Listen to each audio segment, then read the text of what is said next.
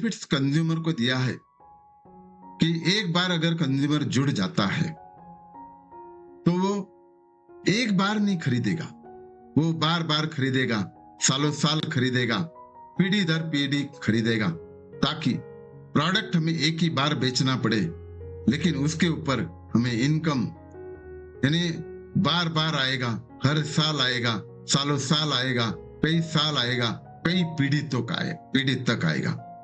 ऐसे long term consumer बनाने के लिए और हमें पैसिव इनकम पाने के लिए कंपनी ने कुछ बेनिफिट्स हमारे कंज्यूमर को दिए हैं।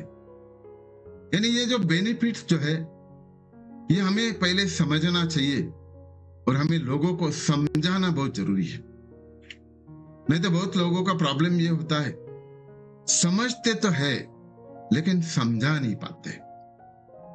तो देखो, लॉन्ग टर्म यानी कंज्यूमर, परमानेंट कंज्यूमर बनाने के लिए पहला बेनिफिट कंपनी ने दिया है 25% डिस्काउंट।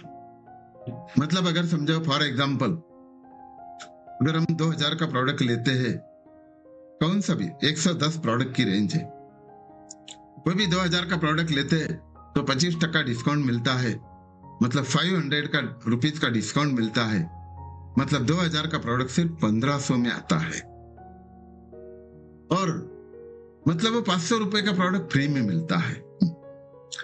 और कंपनी ने परमानेंट कंज्यूमर बनाने के लिए यानी और एक बेनिफिट दिया है, ऑटोशिप नाम का। मतलब जो कंज्यूमर अगर हर महीना खरीदेगा,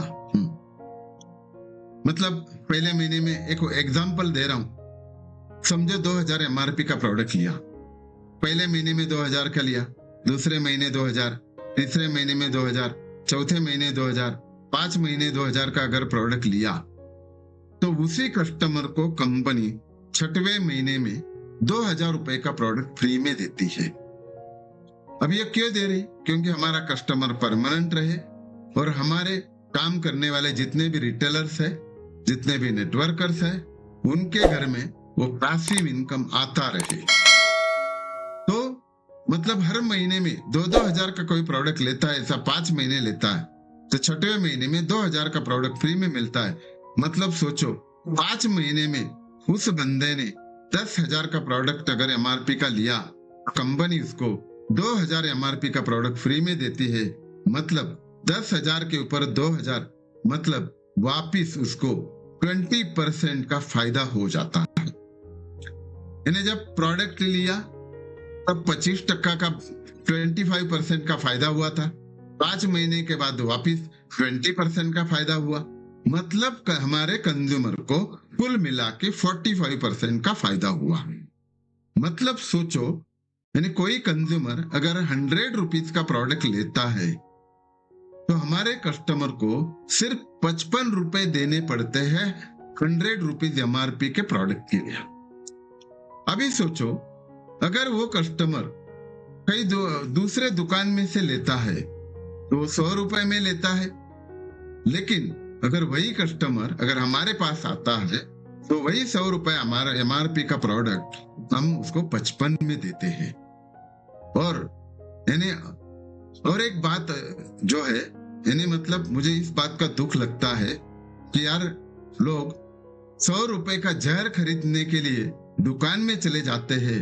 अरे हम तो यहाँ 55 रुपए में अमृत पीने के लिए तैयार हैं। सिर्फ उसको अपनी जगह बदलने की जरूरत है।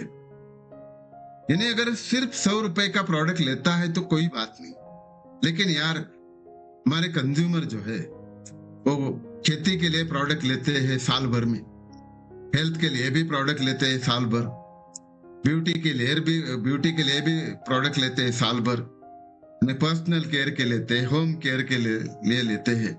मतलब अगर साल की बात करते हैं कि एक आम कंज्यूमर भी 1 लाख रुपए का प्रोडक्ट साल भर में लेता है। यानी हमें इस बात का दुख लगता है कि यार वो जहर 1 लाख रुपए से दुकानदारों से लेता है, अगर वही प्रोडक्ट अगर हमारे यहाँ से अमृत जैसा लेता है तो हम सिर्फ उसको 55,000 में देने वाले हैं, 55,000 में देने वाले हैं। यानी मतलब अभी कंपनी इतना सारा बेनिफिट, 45% का बेनिफिट क्यों देती है? क्योंकि ये कस्टमर हमेशा के लिए अपने पास प्रोडक्ट लेता रहे और हमारे रिटेलर के, हमारे नेटवर्कर के खाते में उसका कमीशन आता रहे।